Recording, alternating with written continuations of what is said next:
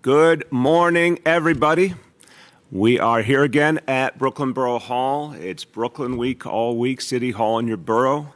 And we have a lot to celebrate in Brooklyn. We're going to be doing a lot of great stuff this week. But first, let's celebrate what happened in Washington, D.C. yesterday, which is going to be so important for Brooklyn, for all of New York City, for years, for decades to come. This was really an amazing moment. I had the honor of being at the White House yesterday with President Biden, Vice President Harris, the leaders of the Congress, everyone who made this happen. It was an extraordinary moment. I want to tell you, we didn't wait years for this to happen. We waited decades for this to happen. This was a moment a lot of us dreamed of, when our country would finally commit itself to rebuilding, to making ourselves strong, to taking care of the infrastructure which was neglected for decades and decades.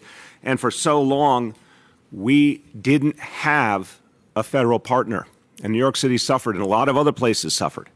But yesterday, with the stroke of a pen, President Biden signed the Infrastructure Investment and Jobs Act and changed America permanently. Incredibly moving moment. The work begins now to make sure these resources reach New York City. And we have wonderful partners at the federal level. I've already been talking to a number of cabinet secretaries and others who are going to be helping to make sure the money reaches us, and we're thrilled.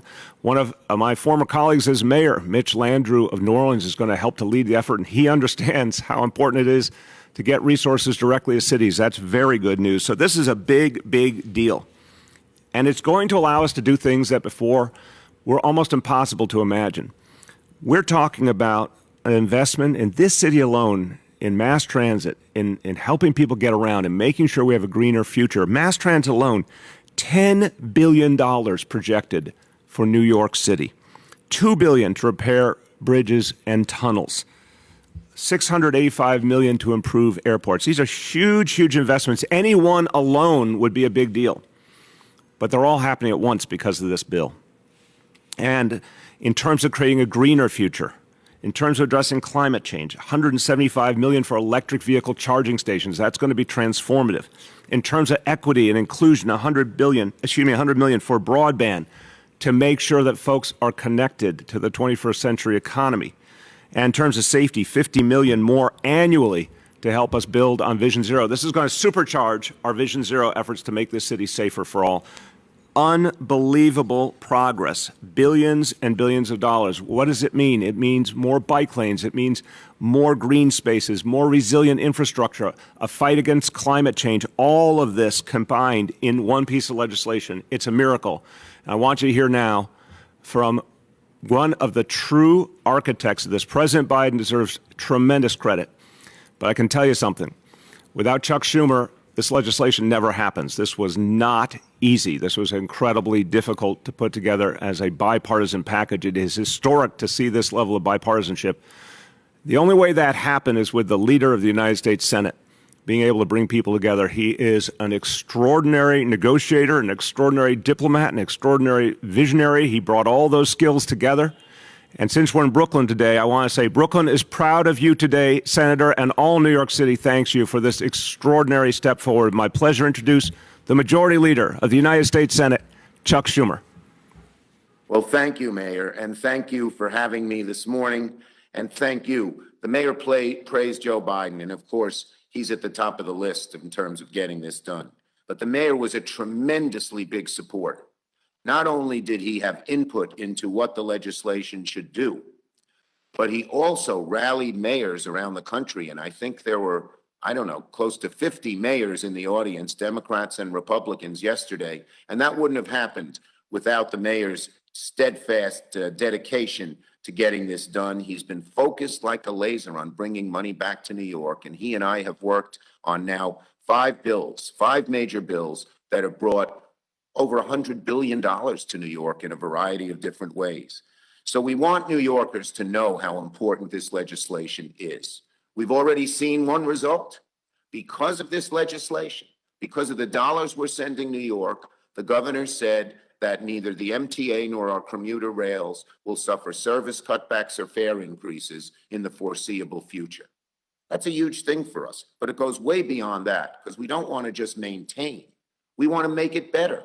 This money will, this bill will have dollars to change the signal system in our subways, making trains run on time and more reliable, fewer breakdowns in tunnels, which drive people crazy. It'll have money for major new projects that we need. It'll have money for Gateway. I'm very confident now Gateway will move forward and get completed because of the dollars in this bill. It will help us to help cover the Cross Bronx Expressway, something near and dear to my heart, the mayor's heart, Richie Torres, great congressman, and so many others in the South Bronx community. It gives us a real opportunity for the Second Avenue subway to reach up into East Harlem, which has been transportation deprived. So many things in our city will benefit. It's going to help our airports. It's going to help our East River tunnels. It's going to help redo Penn Station. It's a huge amount of money. The city and state will have some flexibility as to how to use it, but it makes a really good start. And one other thing people shouldn't forget, I had a plan for electric buses for the MTA. That's included. It's called a Green New Wheel, and that's there too.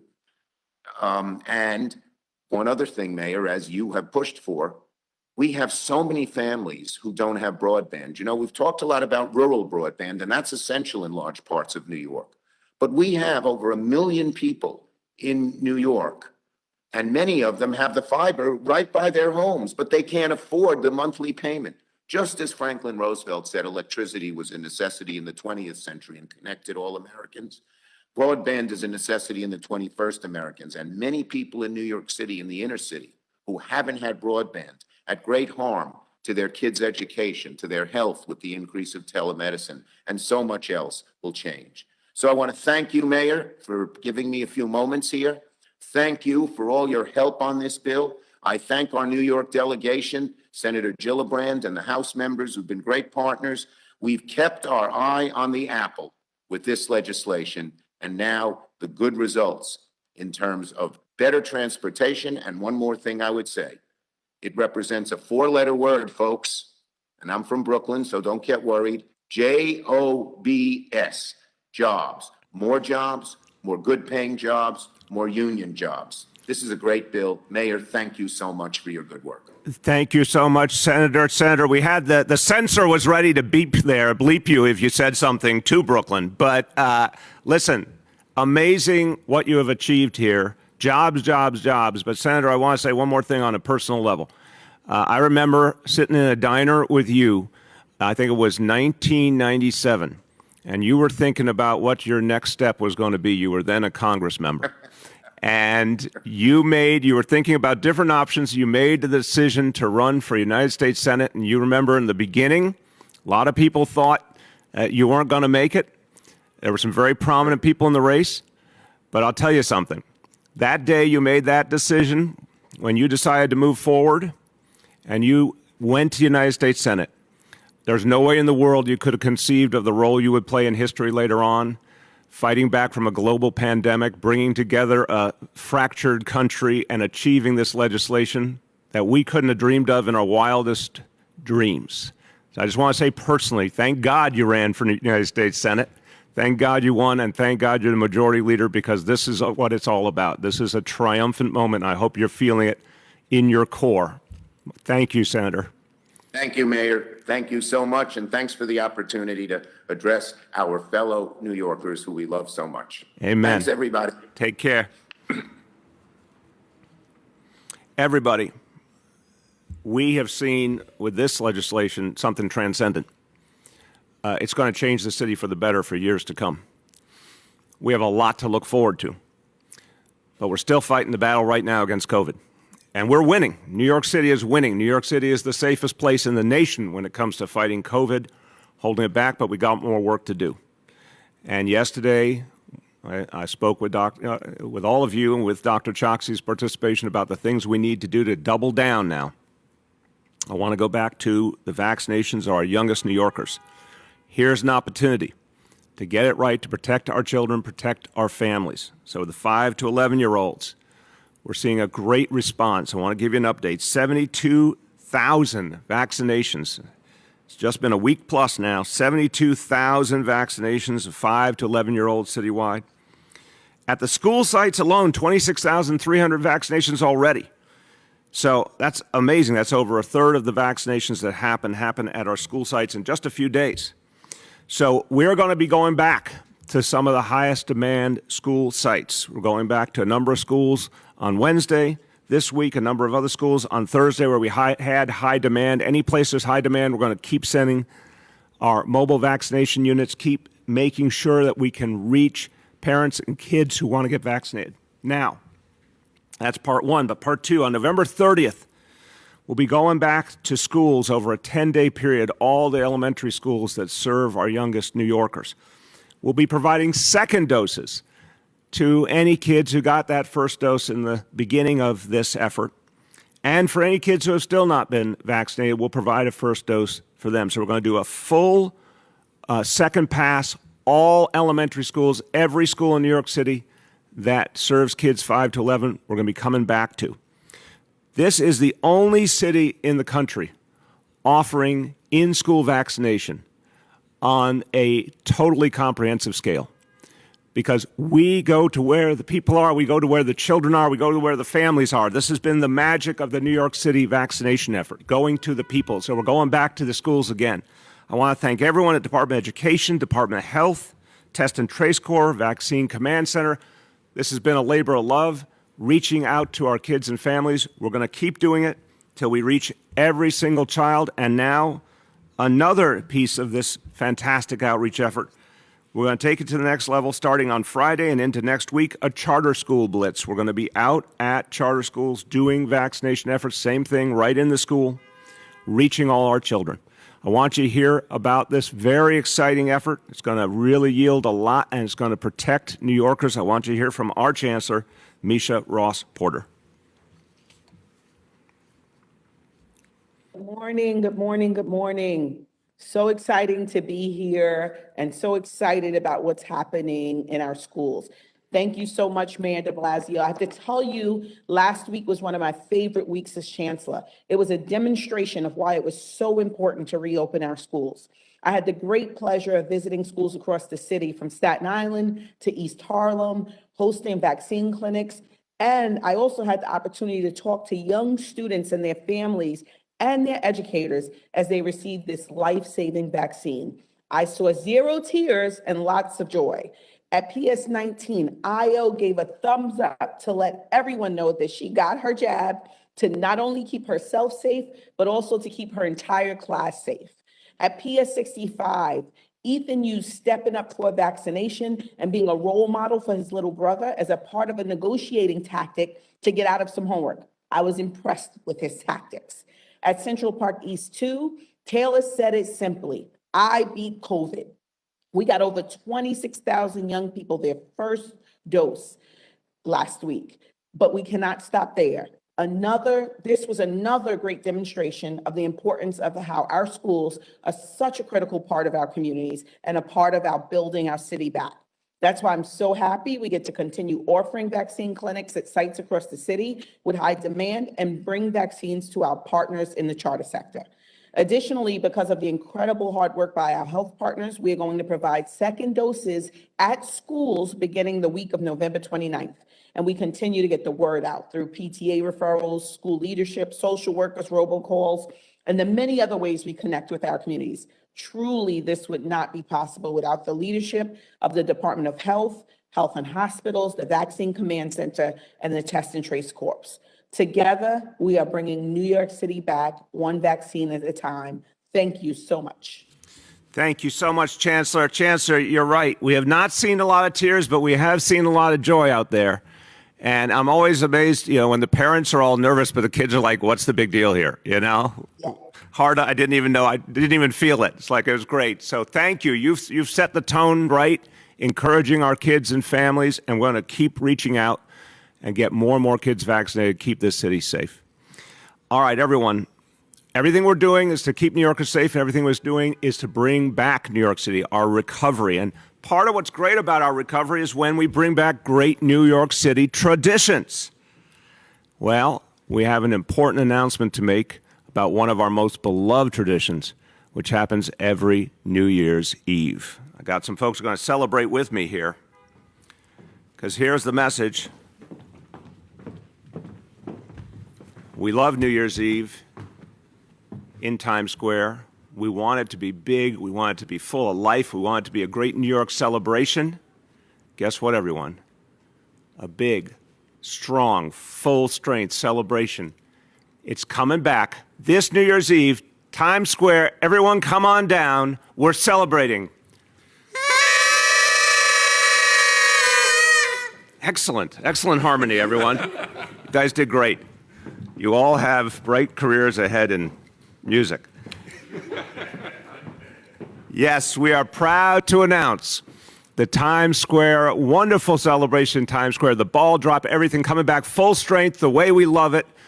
Hundreds of thousands of people there to celebrate. We can finally get back together again. It's going to be amazing. It's going to be a joy for this city. Now, let's do it the right way. Let's do it the safe way. So we've been working with our great partners in Times Square. We've been working with Department of Health, NYPD, to get this right. So here's how we're going to do it. We want to welcome all those hundreds of thousands of folks, but everyone needs to be vaccinated.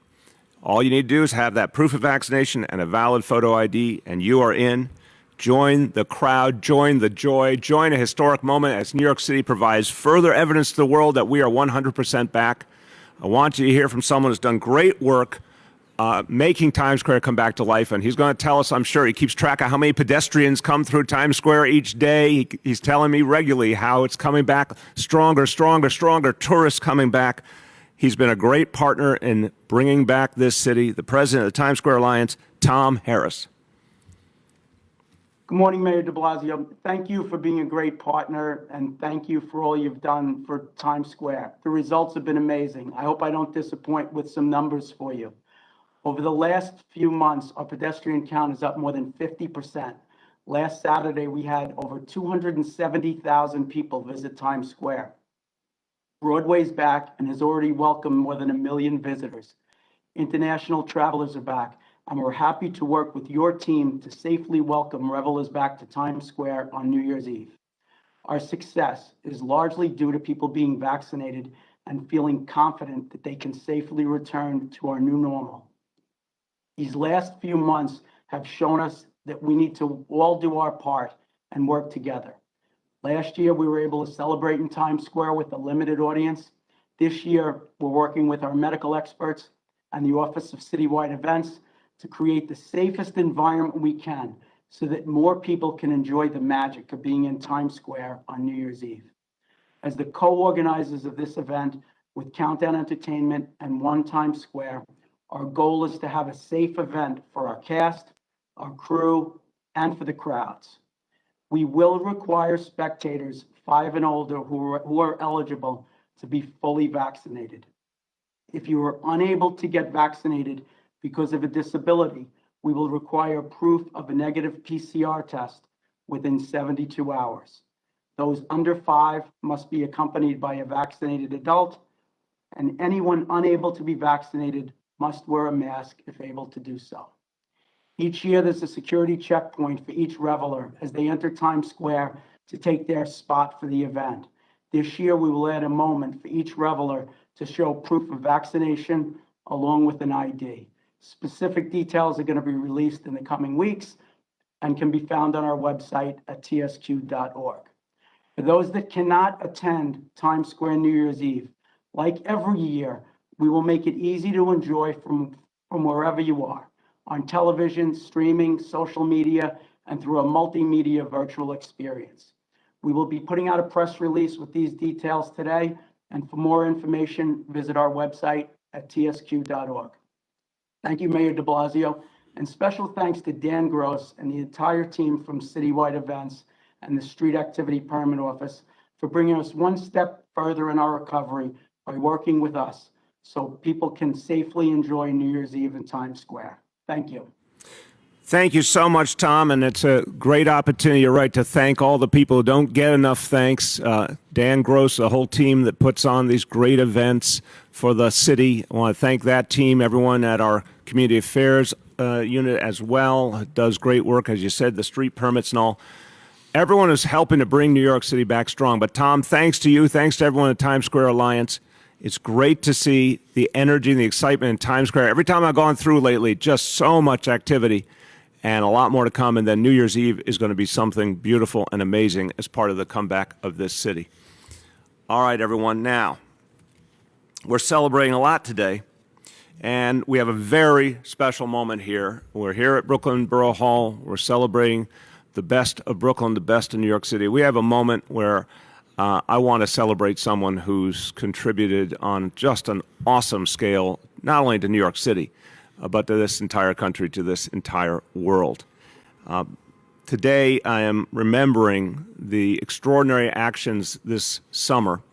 As we were bringing back this city, we need to give people hope. We need to give people spirit. An amazing series of concerts were put together, including the absolutely stunning concert in Central Park that sent a message to the whole world that New York City was back and strong. Never count out New York City. Always believe in this place and our people. Concert said that. It was incredibly moving. I heard from people for weeks and weeks after, whether they were here or they were watching on TV someplace in the world. Everyone said the same thing. They felt the spirit of New York, the love, the power, the energy of this place. And they felt New York City was back. Well, we're going to honor someone today who has created for all of us in so many ways that joy, that spirit, that hope. I'll give you just a small example. Last night I was listening to one of my favorite Bruce Springsteen songs. Bruce Springsteen's from his second album, The Wild, the Innocent, and the E Street Shuffle, the song New York City Serenade. Absolutely beautiful song. I remember when I first heard that song, it moved me to the core. Well, Bruce and so many other artists came to our attention because of Clive Davis. Clive Davis managed to find some of the greatest talent in the world and help that talent to blossom and help that talent to come to the attention of all of us so we could feel the greatness of their artistry. Clive Davis created so much of what we think of today as the culture we love, the music we love. So much of what has framed for all of us the way we came up, the things that influenced us, the things that gave us hope.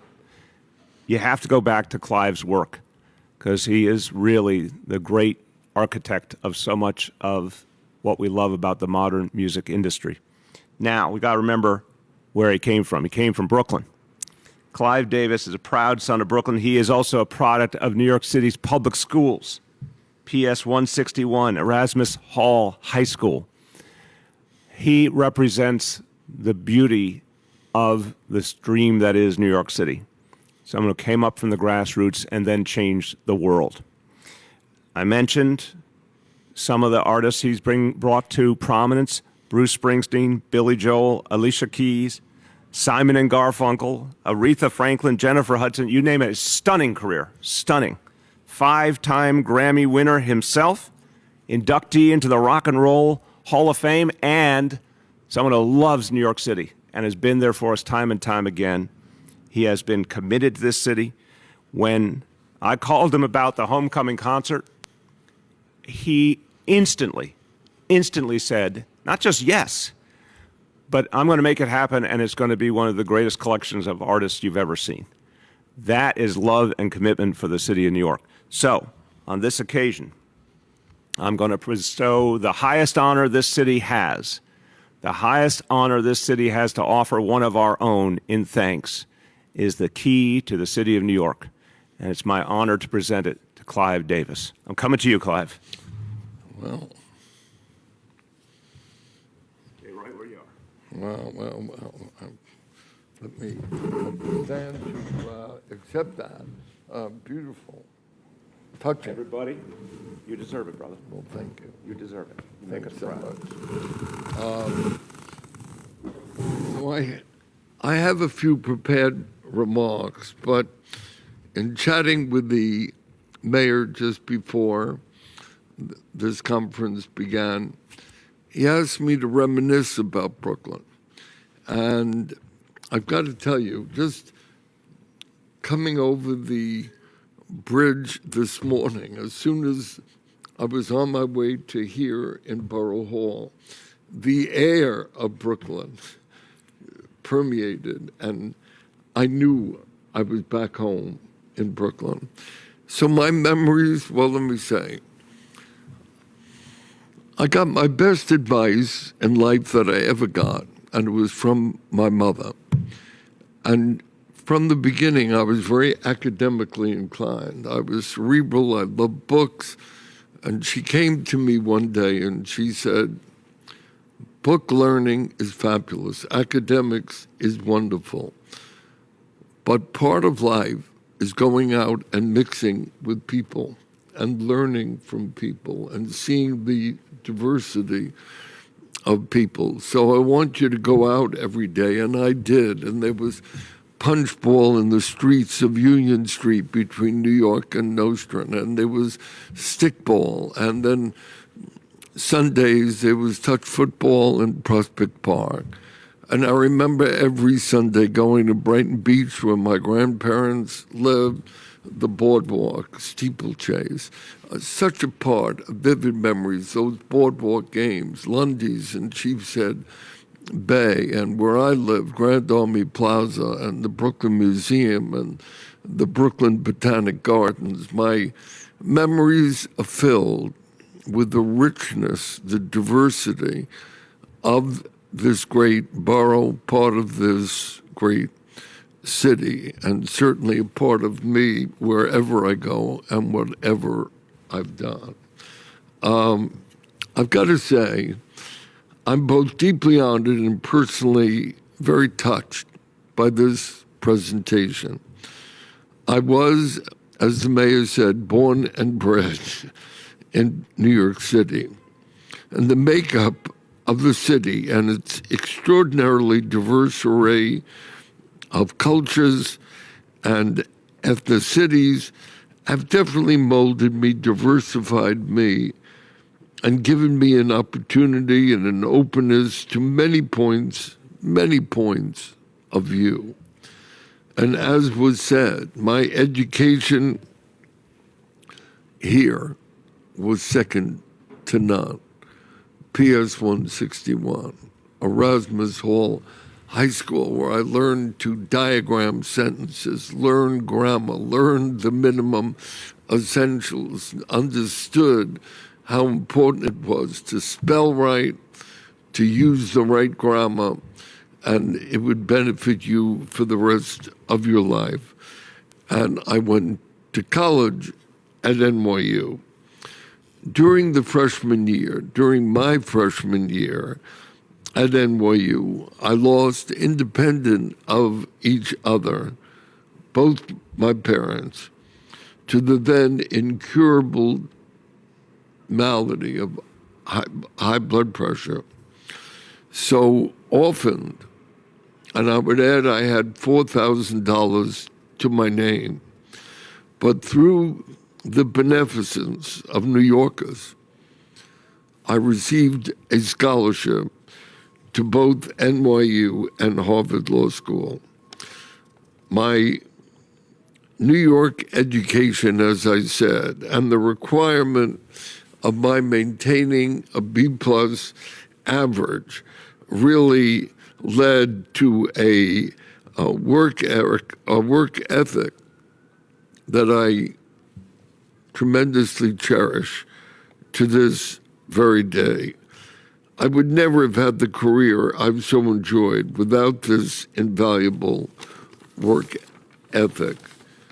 And so when I was financially able to give back, I decided that it was education that would be my focus.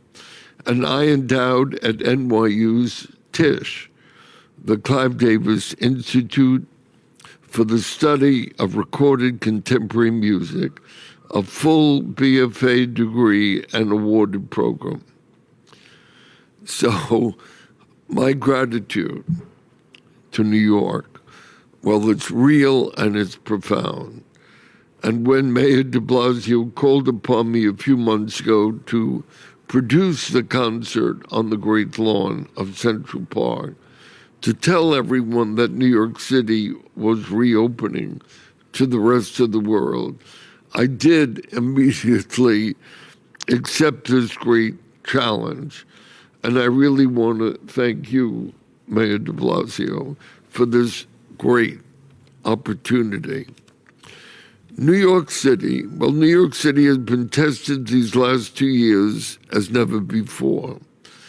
New York City has fought back and will continue to fight back. You can feel it all around you. You can feel it in the air. You go to restaurants and they're back to being packed. The Broadway theater is back.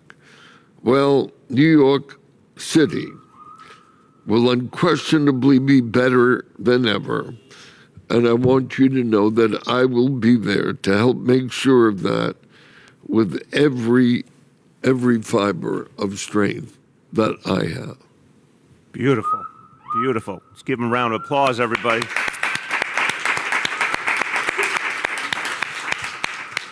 Clive, I think there's more of a poet in you than you realize.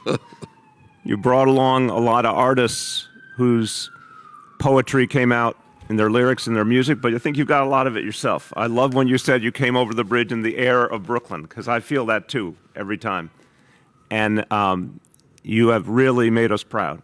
You've really made us proud. I want to say on behalf of 8.8 million New Yorkers, you're a New Yorker who has given everything for this city and has exemplified the best of this city. Thank you. And this is a moment to really recognize you live life right, and this world's a better place because of you. Thank you so much. Thank you, brother. Thank you. So that's Brooklyn. That's what Brooklyn's all about. Everyone, the Brooklynites especially, but all New Yorkers, listen carefully to that beautiful, beautiful recounting of life that Clive just gave us, and particularly his childhood. God, I felt I was walking through your life with you as you painted that picture. And so many places in Brooklyn that are great, so many places in the city that make us feel so much emotion, so much strength, that give us strength. That's what I just heard, and that was inspiring. And we're going into our indicators, and this is inspiring too, because this is what New York City has done in the face of the greatest crisis in our history. People went out and got vaccinated, and our heroes came out to make sure that people got the help they needed, our healthcare heroes. So as of today, doses administered to date in New York City, 12,256,499, and growing all the time. Amazing. Number 2 indicator, daily number of people admitted to New York City hospitals for suspected COVID-19. Today's report is 84 patients, confirmed positivity 20.22%. Hospitalization rate per 100,000 New Yorkers, 0.53. And new reported cases on a 7-day average, today's report, 1,032 cases. Let's say a few words in Spanish on the continued school vaccination effort. Continuamos con nuestra misión de vacunar a nuestros neoyorquinos más jóvenes. A partir del jueves tendremos de nuevos sitios de vacunas en las escuelas donde más se necesitan. Vamos a mantener seguros a nuestros niños con la vacuna. With that, let's turn to our colleagues in the media. Please let me know the name and outlet of each journalist. We will now begin our Q&A. As a reminder, today we're joined by Dr. Mitch Katz, President and CEO of New York City Health and Hospitals, Dr. Dave Choksi, Health Commissioner, Chancellor Misha Porter, and Tom Harris, President of the Times Square Alliance. With that, we'll go to Andrew from NBC New York. Hey, good morning, guys. Good morning to everyone on the call. Could you and Tom clarify once more the requirements for New Year's Eve?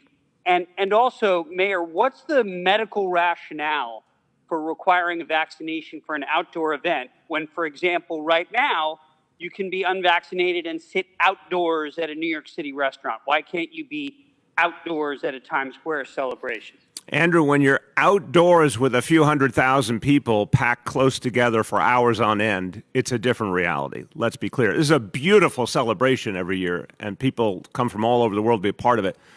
But you're talking about a lot of people really close for long periods of time. It makes sense to protect everyone. So full vaccination is required in this case. Now, I want to remind everyone, it's November 16th, we're talking about December 31st. So we're giving people lots of lead time. Full vaccinations required, so 2 doses with Moderna, Pfizer, 1 dose with Johnson & Johnson. And then if someone is unable to be vaccinated for medical reasons, for example, there's an alternative approach. As Tom said, all those details will be published soon. But the simplest message to anyone who wants to participate in the beautiful Times Square celebration, just go get vaccinated. Go ahead, Andrew. Shifting gears, my colleague Melissa Russo reporting on the New York governor's race today, where your friend and the public advocate Jumaane Williams is now an official candidate for governor. What is your assessment of his qualifications for that job? And are you running out of room yourself to find a progressive lane in this race? So, Andrew, let me just say he is my friend. I think very highly of Jumaane Williams. We've worked together on many things over the years, and sometimes we've had disagreements, but it's always in the context of a lot of mutual values. I appreciated his support when I ran for mayor in 2013. I appreciate the good work he does for New York City. And he's also a proud Brooklynite, and I appreciate that. In terms of where the governor's race is going, again, I'm not here to be a political pundit. I think the issue is this. New York City needs a lot of change. New York State needs a lot of change. There's a lot more to be done. There's a lot that's broken in Albany that needs to be fixed. We need to have that conversation in the state. We need to figure out how we're going to move forward. And, having a array of voices offering different visions, different ideas is a healthy thing. Way too early to start handicapping. We know a lot can change in politics, but what we need is a vibrant debate about how we move this city and this state forward. And that's something I'm always going to be participating in one way or another. Next, we have Dana from the New York Times. Hi, Mr. Mayor. Just a couple more questions about the Times Square ball drop.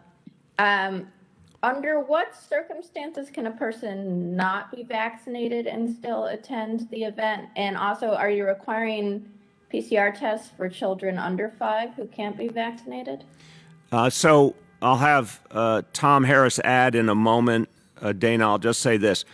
All the detailed rules will be put out very quickly.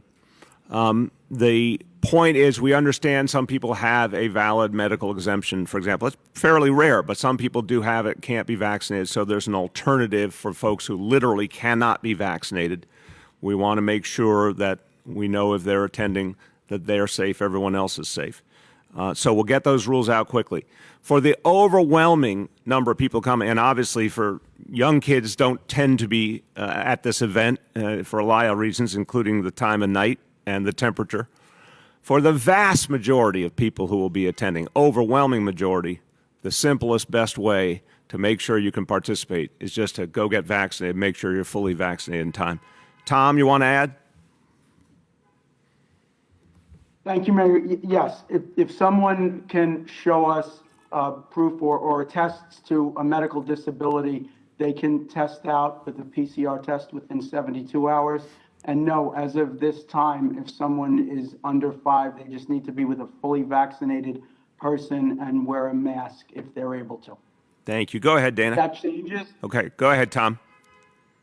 if that changes, we will update you and let you know on our website. Thank you. Go ahead, Dana. Got it. Thank you. And then is the idea that you're sort of like the homecoming concert trying to signal the rebirth of New York City? And if so, when do you think the message will stick and we'll be able to stop signaling New York City's rebirth? I think it's really coming along. I mean, you heard what Clive said about his perspective on the city being back. I think we have established it in the eyes of the world in many, many ways. I do think it's important to continue to deepen it. We just had the international tourists start to come back. That's fantastic. We want to encourage as many of them to come in. Of course, to get on a plane, they have to be vaccinated, so that's great. I think we have some more work to do, certainly for the remainder of this year. But I think we're going into 2022 in really strong shape. We got to stay focused on vaccination.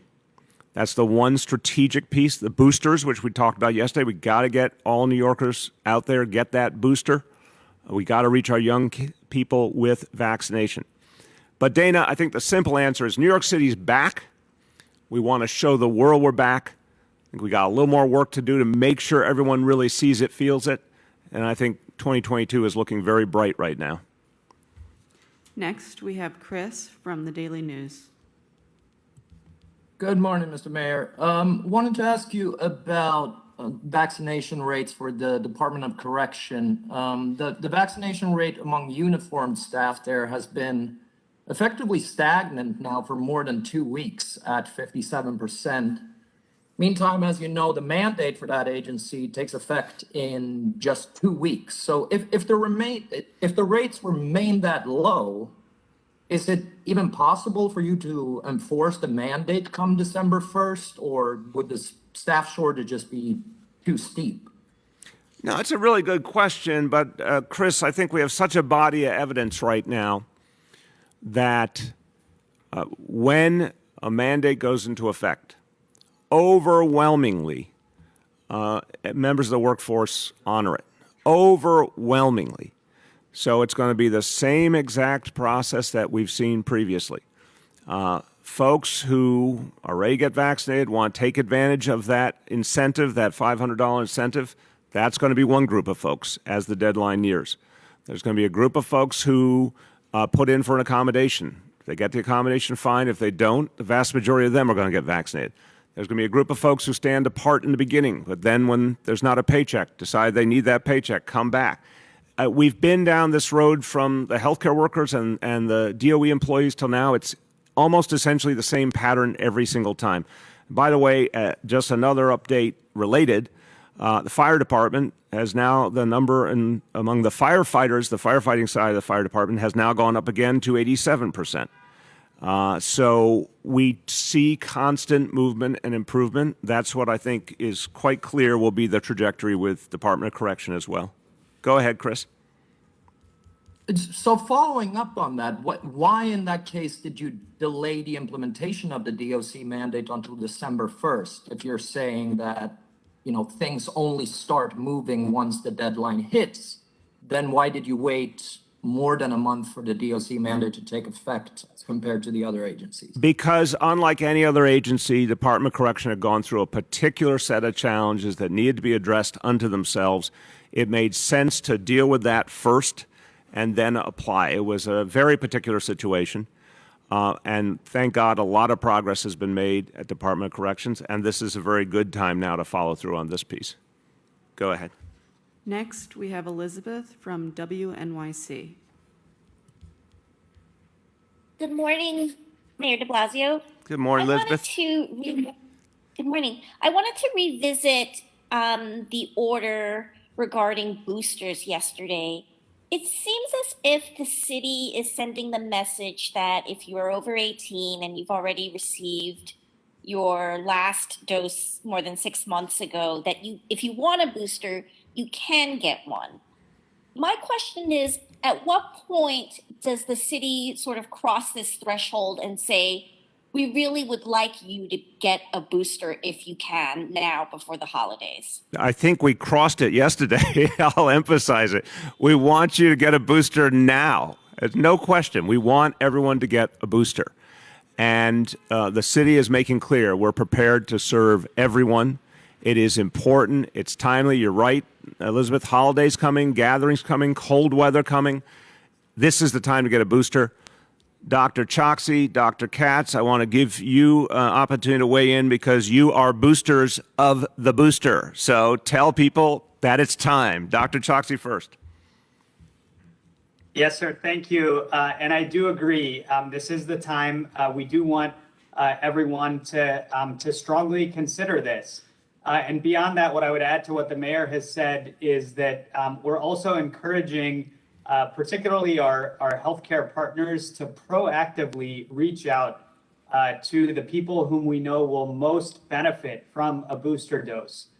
To go over those categories, it's anyone over the age of 65, anyone who has an underlying medical condition, as well as people who received the J&J vaccine. So that's where we want to be particularly proactive, but the clear message is we encourage boosters as long as you're past the timeframes for Pfizer and Moderna, which is 6 months, and J&J, which is 2 months. I want to say for everyone on record, I got my booster from Dr. Dave Choksi, and I'm feeling great. So I encourage it. Dr. Katz, you want to add?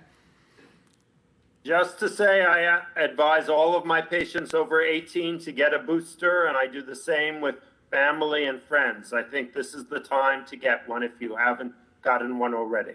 Thank you, sir. Thank you, Dr. Katz. And I want to say for Clive Davis's benefit, maybe you heard that Sheepshead Bay accent right there from Dr. Mitch Katz, who's leading our public health system brilliantly. A lot of Brooklynites contributing to New York City. Go ahead, Elizabeth. So with that said, would you say it's a mistake that Governor Hochul is not opening up the eligibility as some states like California have done? Look, I think it's simple. I urge the governor to open the eligibility to all. We are now going into a really important phase. We got to stop COVID once and for all. We got to end the COVID era. COVID's going to be part of our lives, but we need to put it in the background of our lives, not the foreground. And to end the COVID era, we need maximum vaccination. So I urge strongly, make boosters available to all immediately. Next, we have Julia from the New York Post. I just want to follow up on Andrew's question because he asked, for medical reasoning as to why people need to be vaxxed outdoors during New Year's. So I'd just love to hear from one of the two doctors on the call what the medical rationale is. Dr. Choksi, and if Dr. Katz wants to add, I'm going to state it and then turn to them. Large numbers of people in very close proximity for long periods of time. I think it's really clear why vaccination is called for. Dr. Choksi. Yes, I think that's clearly stated. For this particular event, the fact that we'll have such a large crowd and people will be in close quarters. Anyone who spent New Year's Eve in Times Square knows that it's very difficult to maintain distance. So the rationale for being fully vaccinated in that setting is to markedly reduce the risk of transmission, which we know can occur outdoors, even though the risk is lower.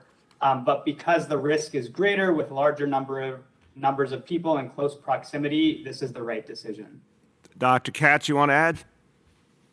Just to emphasize that when we think of outdoors, we don't usually think of being face to face with somebody, but that is very much, the reality of that beautiful Times Square celebration, and that's why vaccination matters. Well said. Go ahead, Julia.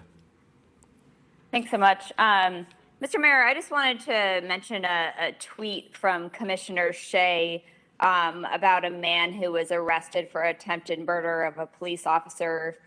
He was again arrested over the weekend for attacking a Bronx cop from behind. Despite that, he was released without bail. Shea says, do we have to wait for him to kill someone before this is taken seriously? Wonder if you share his frustration, or if not, what your thoughts are on the incident. I absolutely agree with Commissioner Shea. I am absolutely appalled, and I do share his frustration. And Commissioner Shea and I said from the beginning that there's a lot of good in the bail reform bill, and there's also things that need to be fixed. And this is something I'll be talking about. We've got to fix the parts of this bill that aren't working. We got to preserve the parts that are working. There are some profoundly good reforms. But an episode like this points out that this is just not the way to keep people safe. We got to do better. Next, we have Erin from Politico. Hi, Mr. Mayor. I have a question for yourself and hoping to hear from the doctors as well about the booster announcement. So I'm just wondering, prior to the announcement you made yesterday, was part of the motivation for that, were you seeing that people who technically may have been eligible were not getting the shot because perhaps of confusion related to the guidelines, the fact that there's been a lot of back and forth? Were you finding that even people who formerly were eligible were holding off or were confused? And was that part of the motivation for expanding it in this way that's more clear? Yes, Aaron, really, really well explained. I appreciate what you're saying. Yes, the rules weren't clear enough and the numbers weren't big enough. That's the bottom line. We see what's happening in Germany. We see what's happening in the United Kingdom. We are better positioned than they are at this moment, but we got to stay in a strong position to fight back COVID. So it's much easier and clearer to say, everyone, come and get a booster. If you are able to get a booster, if you've met the basic requirements, come get a booster, because this is part of what's going to keep us safe. Dr. Choksi, you want to add anything?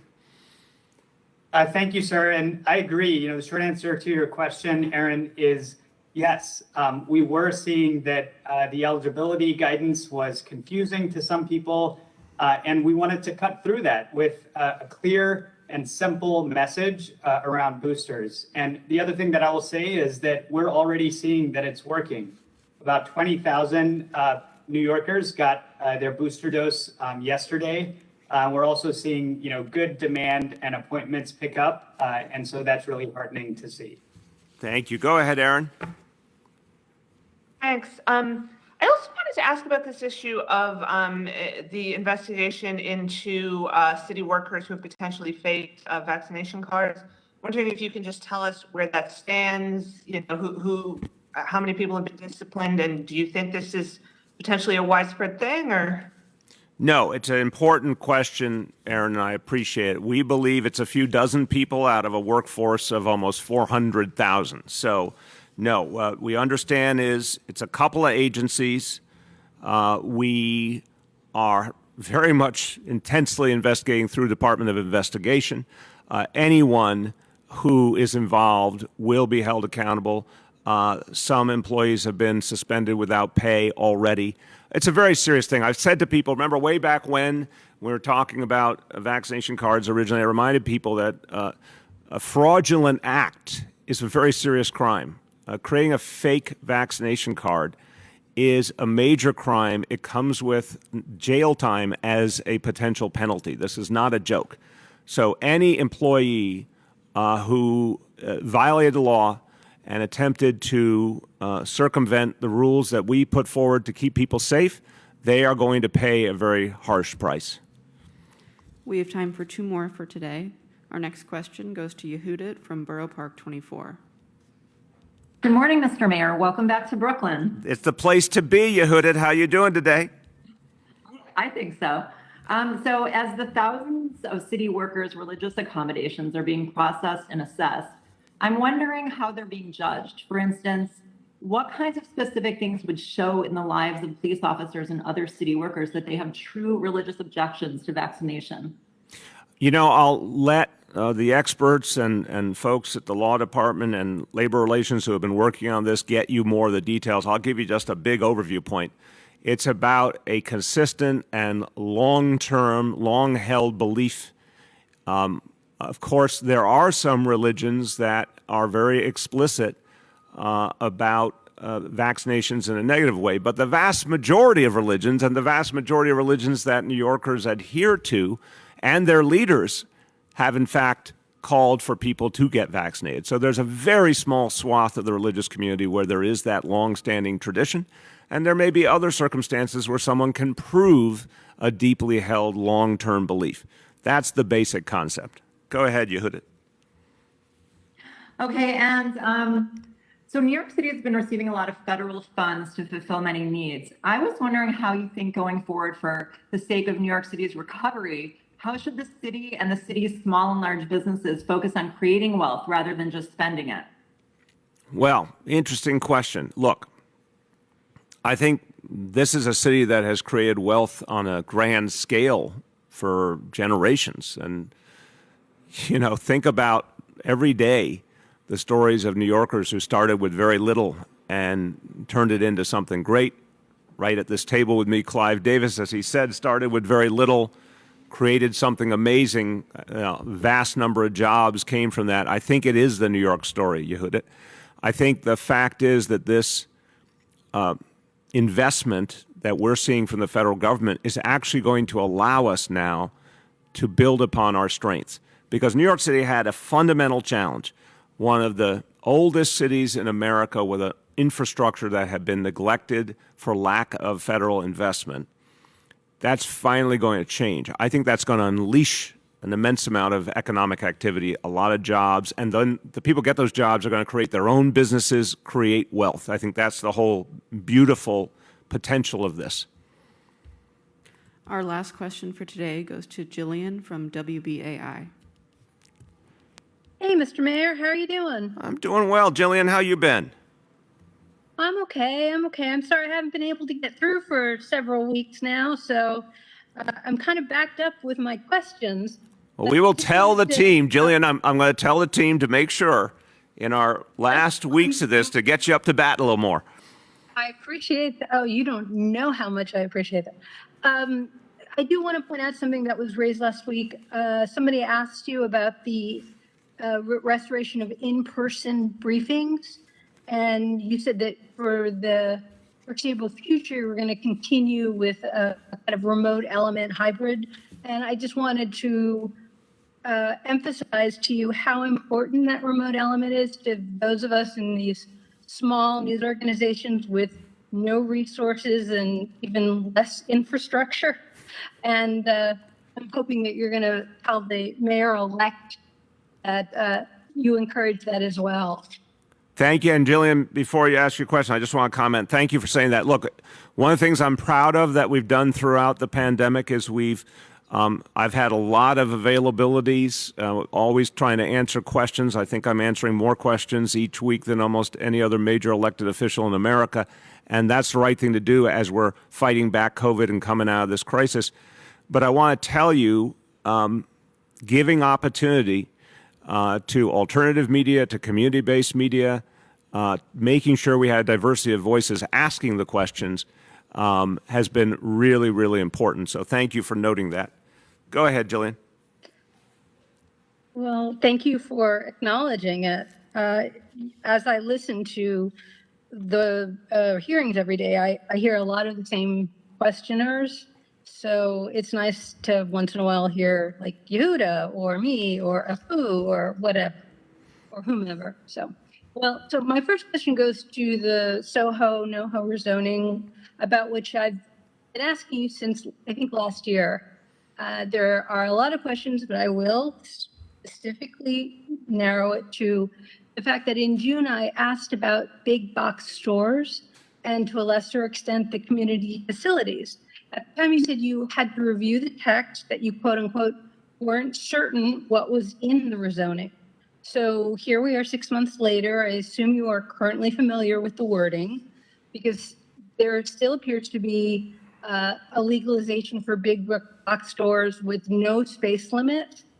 And that's been on REBNY's wish list for years. And there's also something about community facilities, which has been something on NYU's wish list for years. They really want those dorms and they really want those bonuses because they get to build bigger and denser. And this is all despite the optics with the connections to NYU and your administration and Vicky Bean, as well as the understanding that in exchange for their massive expansion, NYU kind of said that they wouldn't encroach on any more neighborhoods. So basically, there's ample evidence that both of these things, these elements, but particularly the stores, will put a lot of pressure on local mom and pop small businesses. What's your reaction? What to either have to do with housing, affordable or otherwise, which is ostensibly the rationale for the rezoning in the first place? Okay. An erudite question. I'm going to answer big picture, and then I'm going to make sure the team gets back to you on some of the specifics. The big picture is this. First of all, the motivation for rezoning, you're absolutely right.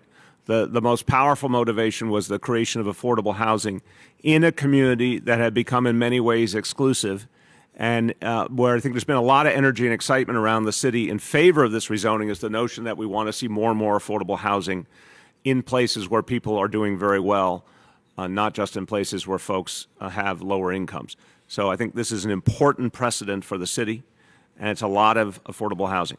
But there's also something we've talked about from the very beginning, Jillian, which is supporting retail in that community, which has really gone through, retail sector in general has gone through a really, really tough time. Pre-pandemic, when I did stay in the city at the beginning of 2020, pre-pandemic, I was talking about the crisis small businesses were experiencing, retail was experiencing, the things we had to do to address it. Pandemic made it worse. So my view is this rezoning helps to move retail in that community, but not big boxes, more traditional retail.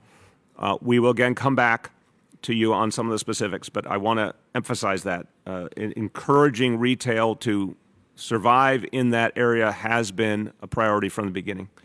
Go ahead, Jillian. Okay, thanks. This is a question that has been mulling around for a while, so it's almost moot at this point, but I have to ask this.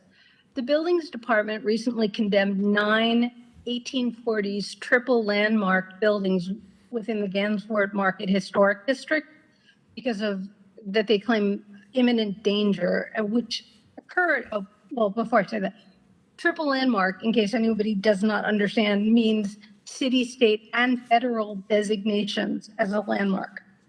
So that's pretty significant. So the action occurred after the work began on a controversial office tower okayed by the LPC, which critics say is out of context and out of character. And it was called by the developer and by an inspector, but not a structural engineer. And there's been no real evidence of this dangerous situation made available to the public, or why the buildings couldn't have been shored up, obviously at the developer's expense, because the developer caused this to happen.